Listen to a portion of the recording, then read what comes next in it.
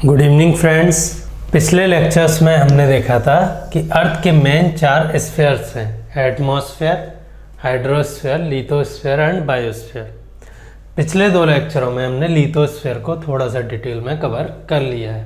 तो अब आज हम इस लेक्चर में करने वाले हैं वो हम करने वाले हैं एयर या एटमॉस्फेयर वाला जो मेजर डोमेन है अर्थ का, वो हम इस लेक्चर में करेंगे। ये जो चैप्टर है ये थोड़ा सा लंबा है क्योंकि इसमें एटमॉस्फेयर के साथ साथ एटमॉस्फेरिक सर्कुलेशन और क्लाइमेट और वीदर के जो प्रॉपर्टीज़ हैं, फेनोमेनन है, वो भी कवर किए हैं। तो मैं इस लेक्चर को छोटा रखने के लिए सिर्फ आज आपको एटमॉस्फेयर का कंपोजिशन और स्ट्रक्चर पढ़ाऊंगा और अगले लेक्चर में बाकी जो क्लाइमेट एंड वीदर फेनोमेनन है, ग्लोबल एयर सर्कुलेशन है या एयर सर्कुलेशन इन जनरल कैसे होता है, वो अगले लेक्चर में करेंगे। तो इसे स्टार्ट करते हैं। जब मैं आपको सोलर सिस्टम पढ़ा रहा था तो मैंने बोला था कि earth is the only planet around which there is a thin envelope of air surrounding it.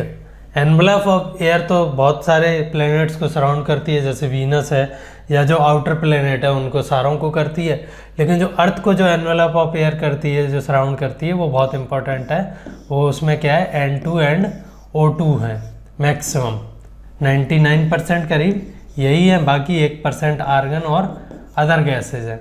इससे क्या होता है, जो N2 एंड O2 है, N2 तो चाहे प्लांट हो, एनिमल हो, बॉडी में एज ए न्यूट्रिएंट बहुत इंपॉर्टेंट काम करता है। जो अमीनो एसिड्स हैं जिससे हमारे आरएनए डीएनए से लेके पूरी बॉडी प्रोटीन तक बनी है, वो पूरा N2 पे डिपेंडेंट है, नाइट्रोजन पे डिपेंडेंट है, अपार्ट फ्रॉम कार्बन।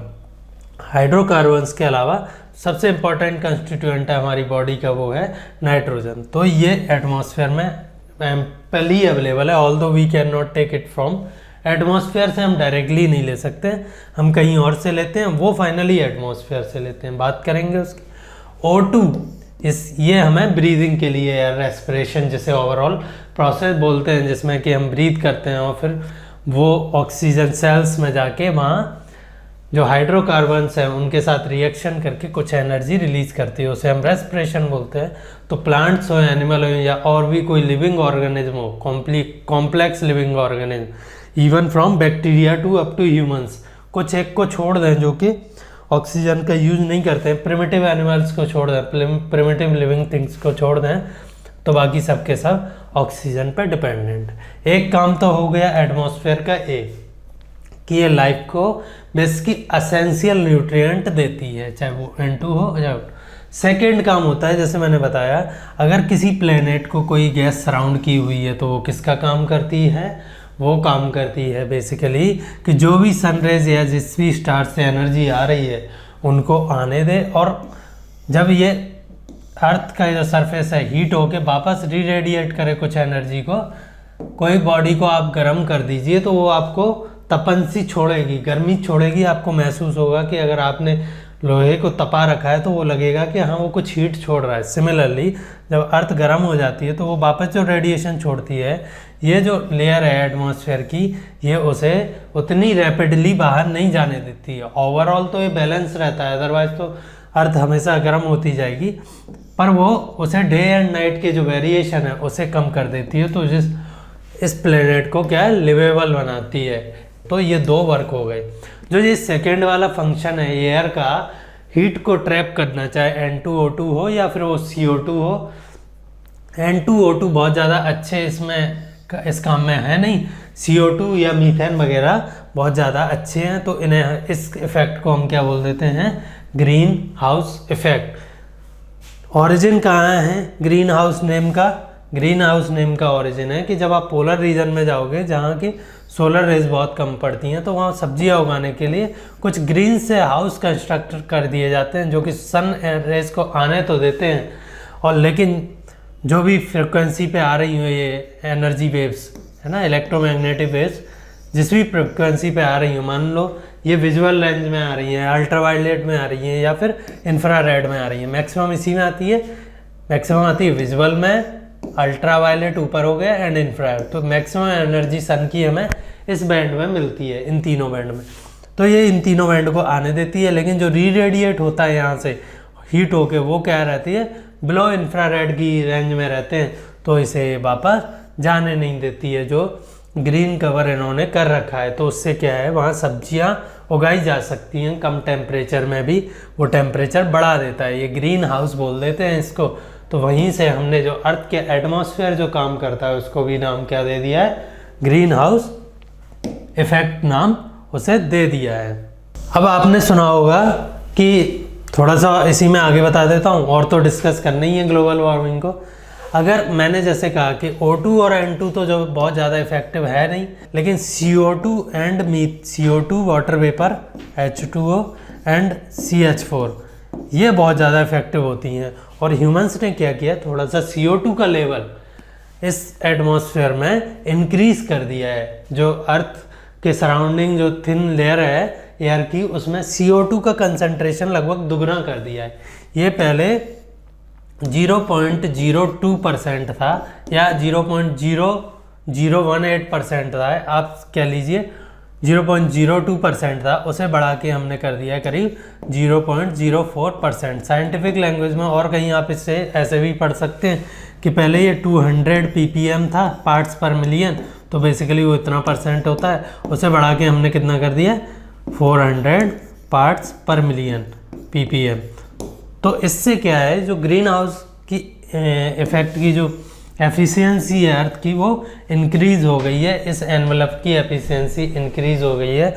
ये जो कंबल ढके हुए हैं अर्थ को, वो क्या है, अब उसमें ऊन ज़्यादा मिला दिया आपने, तो ये जो वापस जाने वाली रेडिएशन है उन्हें और ज़्यादा रोक रहा है। तो यहाँ के टेम्परेचर अर्थ का बढ़ रहा है। फाइनली ये सेटल होगा किसी एक टेम्परेचर पे, हमेशा के लिए नहीं बढ़ेगा, पर वो टेम्परेचर डिवास्टेटिंग हो सकते हैं in terms of climate and wither. हमने पहले भी बात की है और अगले लेक्चर में भी हम इसकी क्लाइमेट पे क्या इम्पैक्ट हो सकते हैं उसकी बात करेंगे। यहाँ तक बेसिक समझ गए आप।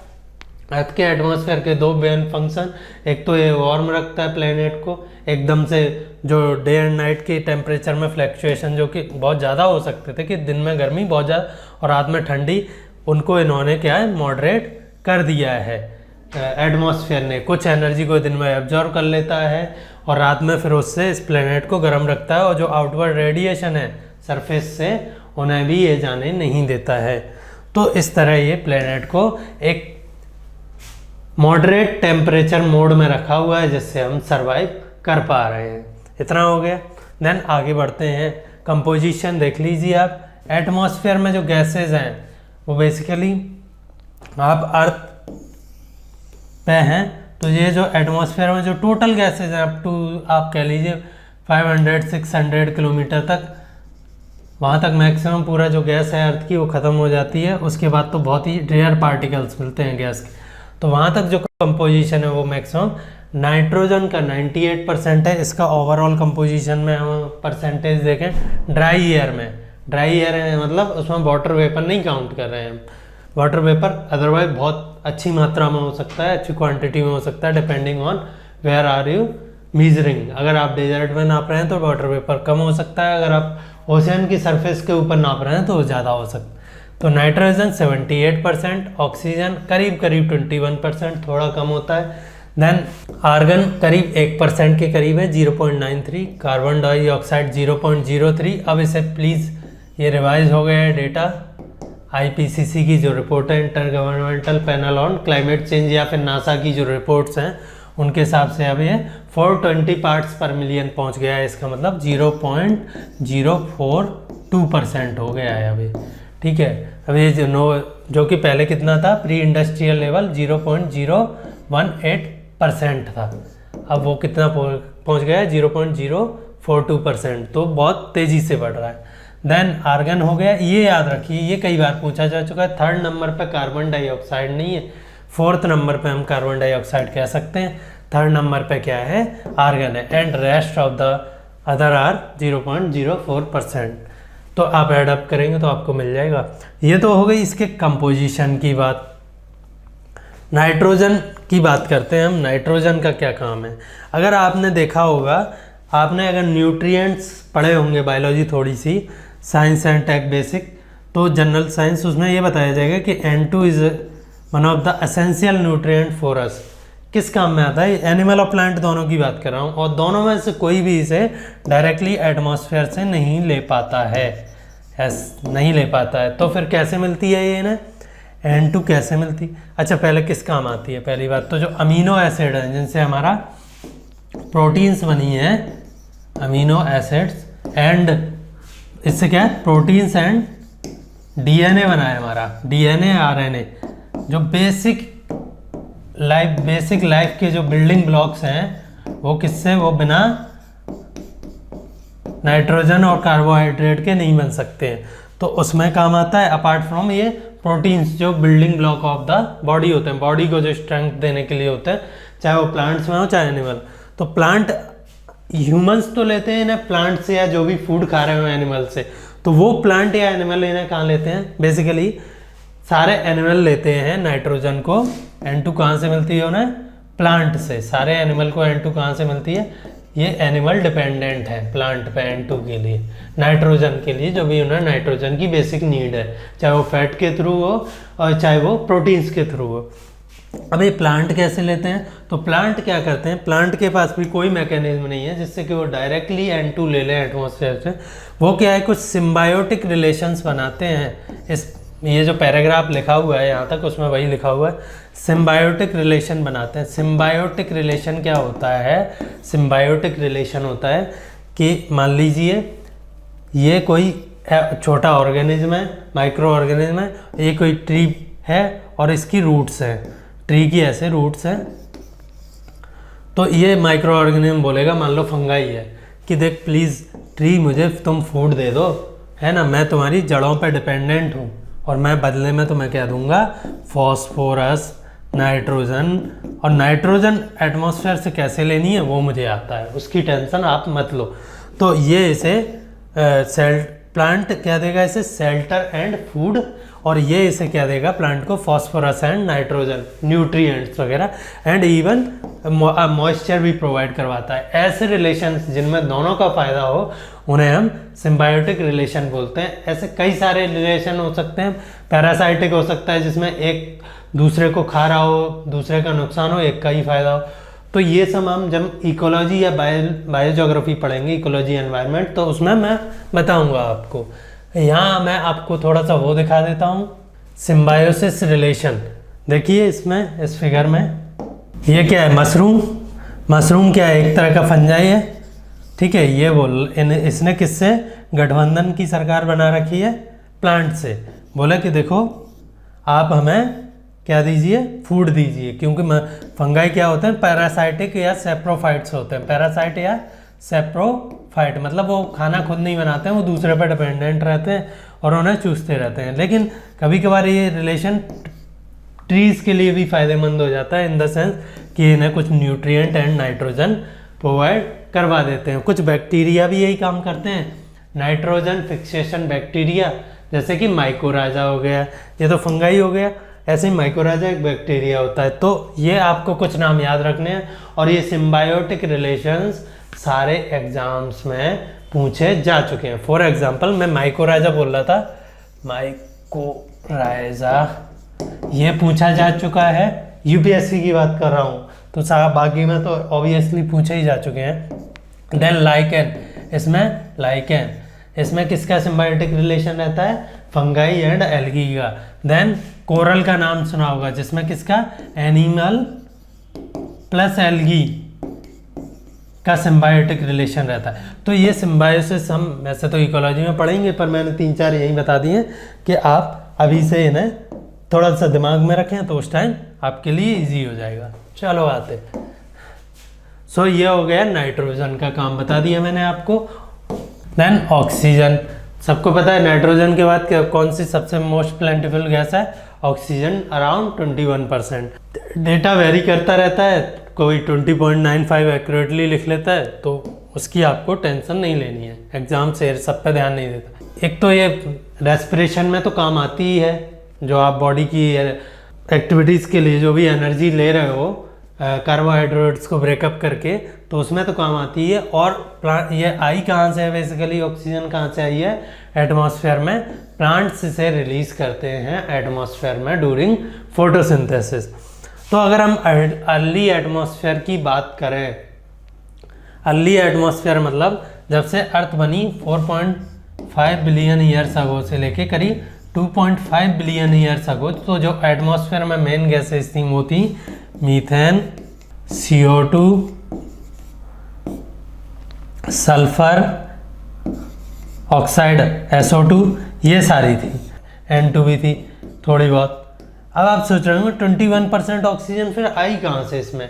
ये तो सारी कहाँ से, वल्केनिक इरप्शन से आ गई थी अर्थ के एटमॉस्फेयर में जब अर्ली बना। तो हुआ क्या, एक साइनोबैक्टीरिया या ग्रीन ब्लू एल्गी नाम का एक ऑर्गेनिज्म होता है, वो अर्थ के ओशियंस में करीब 2.7 बिलियन ईयर्स को फ्लोरिश करने लगा। उसने क्या किया, जो CO2 थी उसको वाटर ओशियन में ही था प्लस सनलाइट की प्रेजेंस में किस में कन्वर्ट करना शुरू कर दिया, O2 में कन्वर्ट करना शुरू कर दिया। और ये प्रोसेस करीब 300 मिलियन ईयर्स तक चलती रही, जब तक कि अर्थ में इतनी ऑक्सीजन नहीं हो गई कि अदर ऑर्गेनिज्म जो कि ऑक्सीजन पर डिपेंडेंट है वो सरवाइव करने लगे। और उनमें सबसे ज़्यादा फिर कौन से ऑर्गेनिज्म थे, प्लांट्स।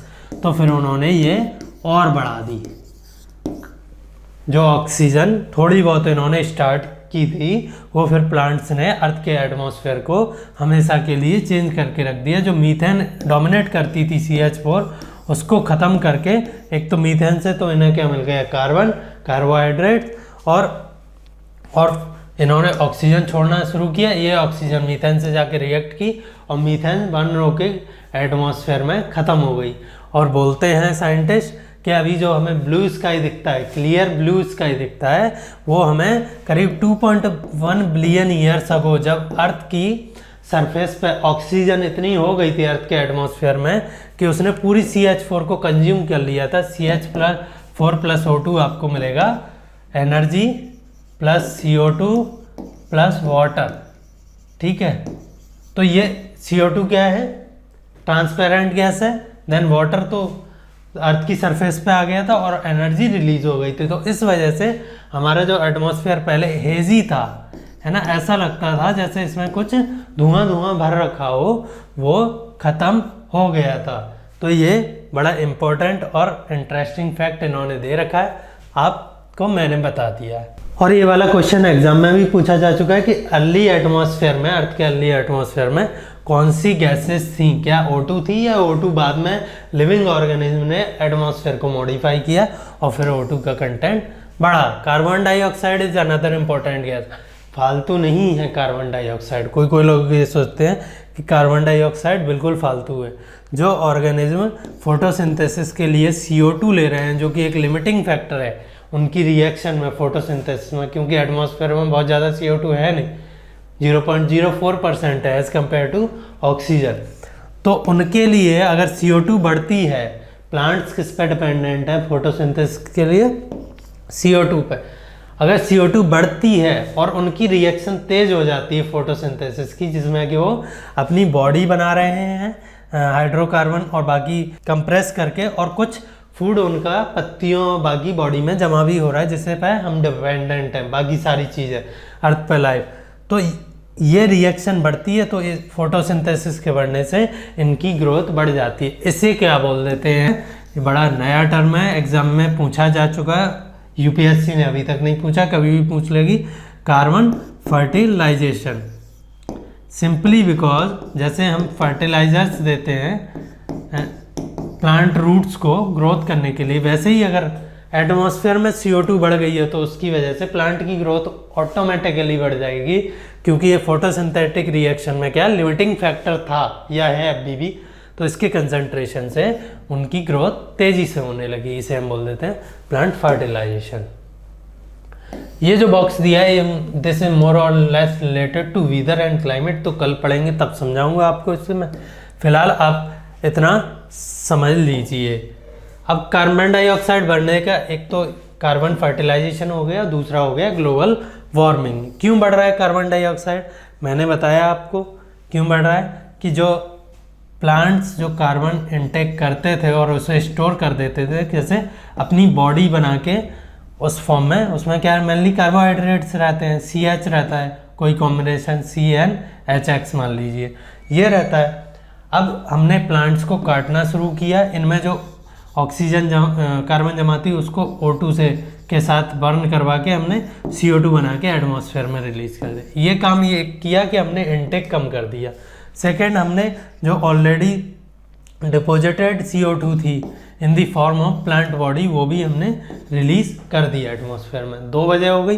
तीसरी आप देखिए जो फॉसिल फ्यूल क्या होते हैं कि कईयों जमानों पहले 100 मिलियन ईयर्स पहले 50 मिलियन ईयर्स पहले कोई प्लांट या फॉरेस्ट ज़मीन में दब गए या एनिमल, उनको वो कंप्रेस हो गए और उनकी कार्बोहाइड्रेट्स या जैसे आप बोल लीजिए उनसे हमें क्या मिल रहा है, पेट्रोल या डीजल, तो वो बेसिकली कार्बोहाइड्रेट है। CnHX आप फार्मूला देखिए उनका, कुछ इसका कॉम्बिनेशन होगा। हम उनको भी बर्न करके हम क्या O2 एनर्जी तो हम ले लेते हैं, कंज्यूम कर लेते हैं, प्लस वाटर कहाँ छोड़ रहे हैं, CO2 प्लस वाटर, तो ये CO2 का कंसंट्रेशन बढ़ा रही है। इससे क्या हो रहा है, green house gas effect increase हो रहा है। अब जो काम प्लांट बेस्ड इकोसिस्टम करते हैं लैंड सरफेस पे CO2 को इनटेक लेने वाला और उसे स्टोर करने वाला, वही ओशन सरफेस पे साइनोबैक्टीरिया या ब्लू ग्रीन एल्गी की बात की थी,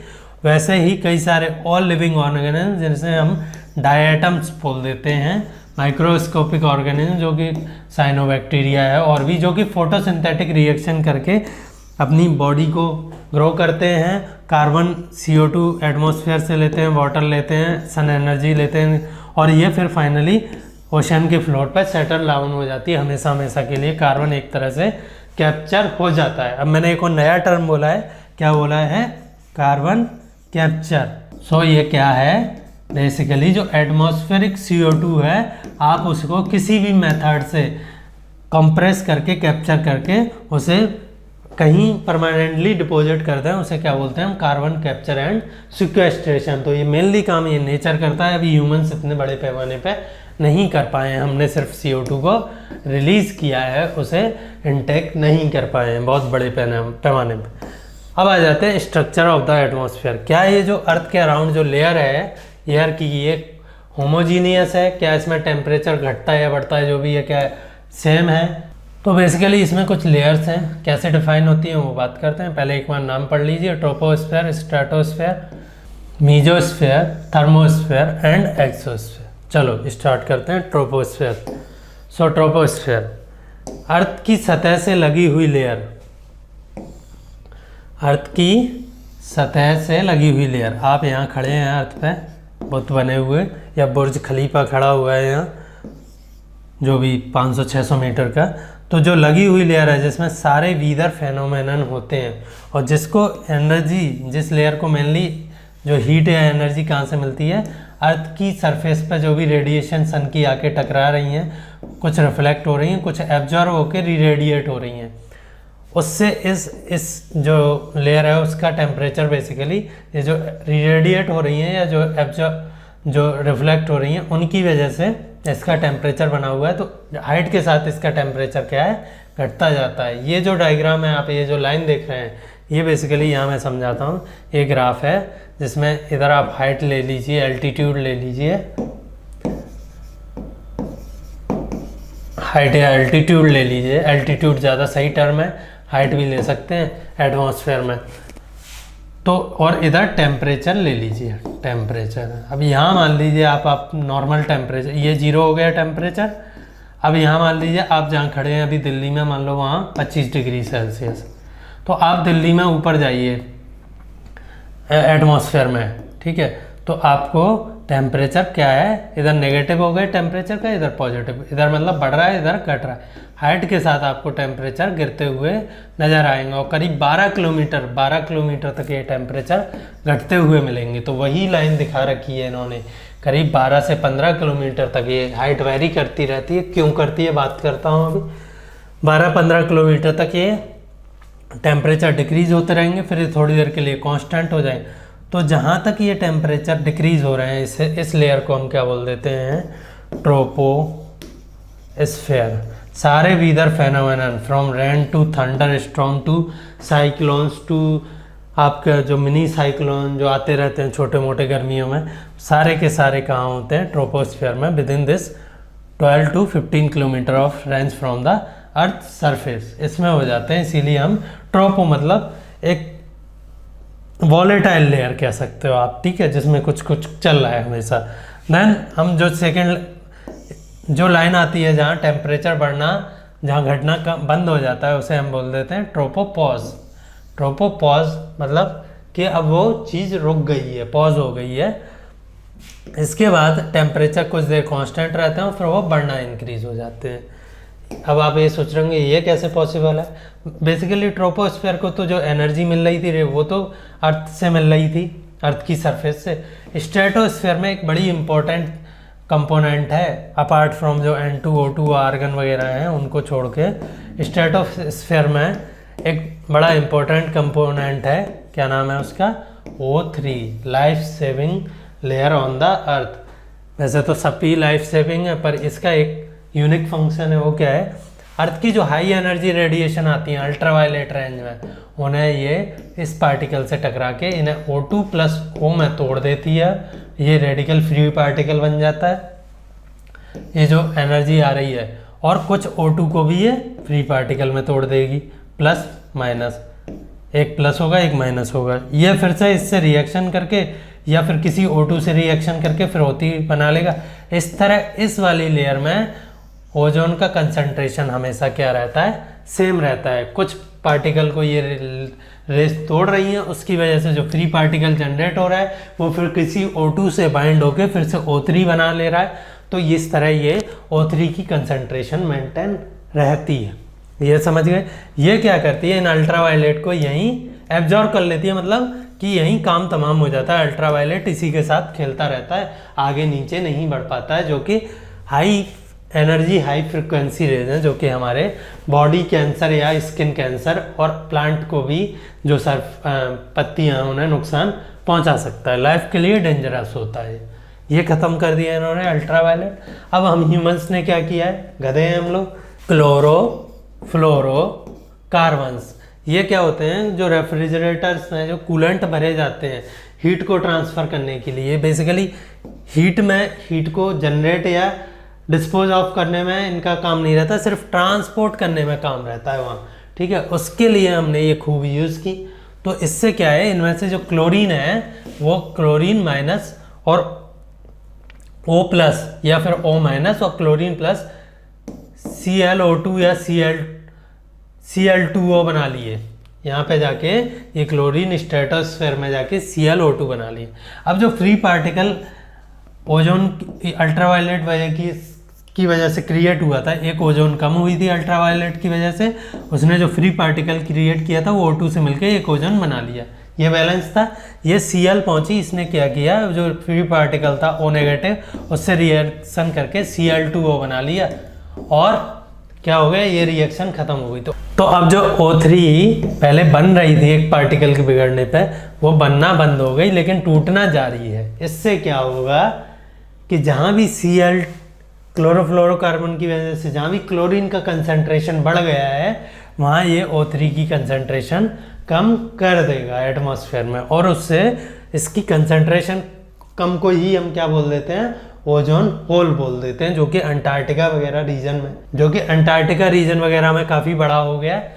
क्यों अंटार्कटिका या आर्कटिक में ही ओजोन लेयर बढ़ा हुआ है, ये हम जब इस चैप्टर का नेक्स्ट पार्ट पढ़ेंगे, क्लाइमेट एंड वीदर, तो मैं ग्लोबल सर्कुलेशन समझाऊंगा। तो उसमें बताऊंगा कि कैसे ये क्लोरीन वहाँ इकट्ठी हुई है, कैसे इसको रिएक्शन के लिए पार्टिकल जो पोलर रीजन है उसमें मिला है और ये ओजोन की कंसंट्रेशन काफ़ी कम हो गई। ये ओजोन लेयर समझ गए आप, और ऊपर बढ़ते हैं। ओजोन की बात हो गई, देन आप आ जाइए जो ये टेम्परेचर ओजोन जो यूवी एब्जॉर्ब कर रही थी, उस एब्जॉर्प्शन की वजह से इस लेयर को एक अलग से एनर्जी मिल जाती है अपार्ट फ्रॉम जो नीचे से आ रही थी, जिसकी वजह से टेम्परेचर कम होता जा रहा था। इसमें क्या है, टेम्परेचर बढ़ने लगता है। फिर कुछ देर बाद जाके ये टेम्परेचर कांस्टेंट सा हो जाता है O3 की कंसंट्रेशन के हिसाब से, और फिर एक लिमिट के बाद फिर से घटने लगता है। तो जहाँ ये कांस्टेंट सा हो जाता है उसे हम स्ट्रेटोपोज, तो वंस अगेन पॉज मतलब रुक गया स्ट्रेटोपोज, स्ट्रेटोस्फीयर यहाँ ख़त्म हो गया। ऊपर जाते हैं तो हमें मीजोस्फीयर मिलता है।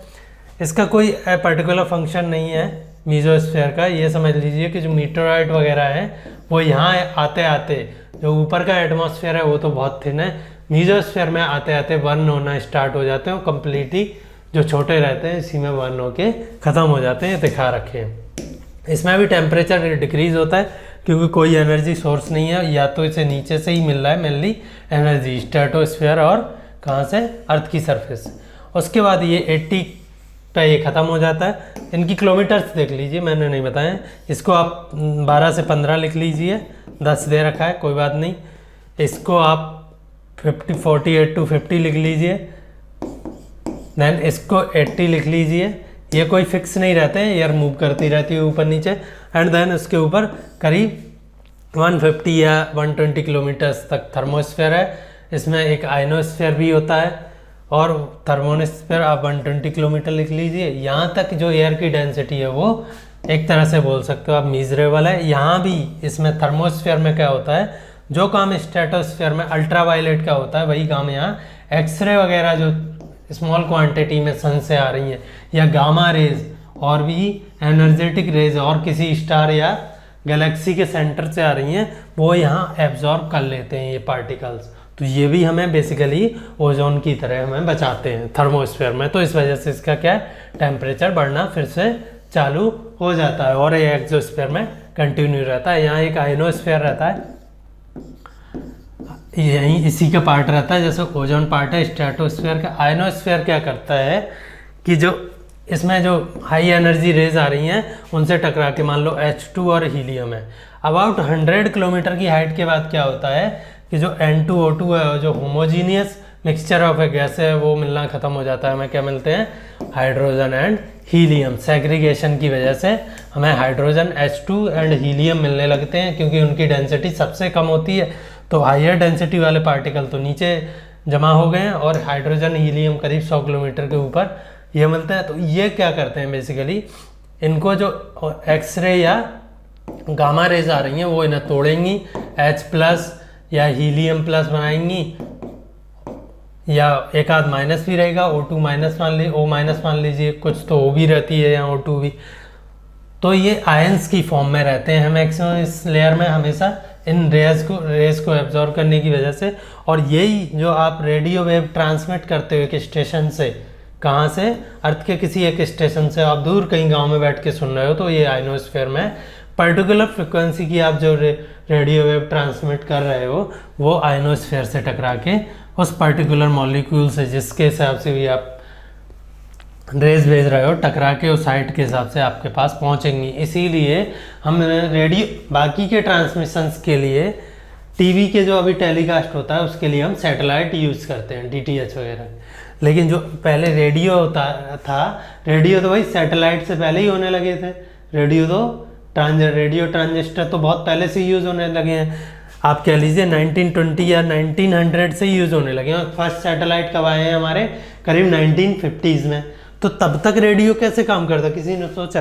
तो वो आयनोस्फेयर की मदद से काम करता था तब भी और अब भी। उसके लिए हमें सैटेलाइट की ज़रूरत नहीं है। एक और इंटरेस्टिंग चीज़ हो गई, तो यहाँ तक इसे हम 100 किलोमीटर की हाइट तक, बेस्ड ऑन इट्स कंपोजिशन भी हम क्या बोल देते हैं, होमोस्फेयर। होमो मतलब आप कह लीजिए कि well mixed composition of something, हम होमोस्फेयर बोल देते हैं। और उसके ऊपर जैसे जैसे हम ऊपर जाएंगे वैसे वैसे जो सबसे डेंसेस्ट गैस है वो 100 किलोमीटर के ऊपर मिलेगी, फिर और कम डेंसिटी वाली, फिर और सबसे आउटर मोस्ट लेयर मिलती है हमें H2 की। ये स्ट्रेटिफाइड है, ये वेल मिक्स्ड है, इसे हम हेट्रोस्फेयर बोल देते हैं, हेट्रोस्फेयर।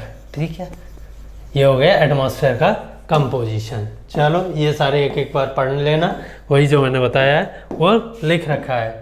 इसमें एक्सोस्फेयर में बेसिकली एयर के पार्टिकल बहुत दूर दूर रहते हैं। जो एयर हमारे 1 क्यूबिक मीटर में करीब 1 किलोग्राम हो जाती है अर्थ की सरफेस पर, वहीं 1 किलोमीटर में ये 8 से 10 पार्टिकल मिलते हैं। और अर्थ की सरफेस पर वो करीब कितने रहते हैं, 1 किलोग्राम एयर में आप समझ लीजिए 10⁻23 मॉलिक्यूल्स ऑफ एयर हमें अर्थ की सरफेस पर मिलते हैं। वहाँ कितने मिलते हैं आप कह लीजिए मैक्सिमम 1000। तो इसका कहीं कंपैरिजन ही नहीं है।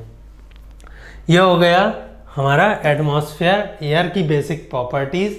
एंड एटमॉस्फेयर और उसका स्ट्रक्चर। अब जो इसका सेकेंड पार्ट है वीदर एंड क्लाइमेट, ये थोड़ा सा एक्सप्लेनेटरी है, अपने कुछ इसके कंसेप्ट हैं, कुछ फिजिकल प्रॉपर्टीज़ होती हैं एयर की, उसकी बात करेंगे हम। कुछ फोर्सेज सरफेस पे लगते हैं जो कि एयर को या विंड को मूव करवाते हैं, रैन करवाते हैं, और वीदर फेनोमेनन है जिन्हें उन्हें जन्म देते हैं। तो ये हम बहुत बड़ा हो जाएगा अगर मैं इसके साथ करूँगा, तो नेक्स्ट लेक्चर में करेंगे। और इसके साथ मैं पिछले लेक्चर में भूल गया क्वेश्चन करना, हम इसके साथ इस लेक्चर के क्वेश्चंस भी जो एनसीईआरटी के दे रखे हैं वो करेंगे। So thank you.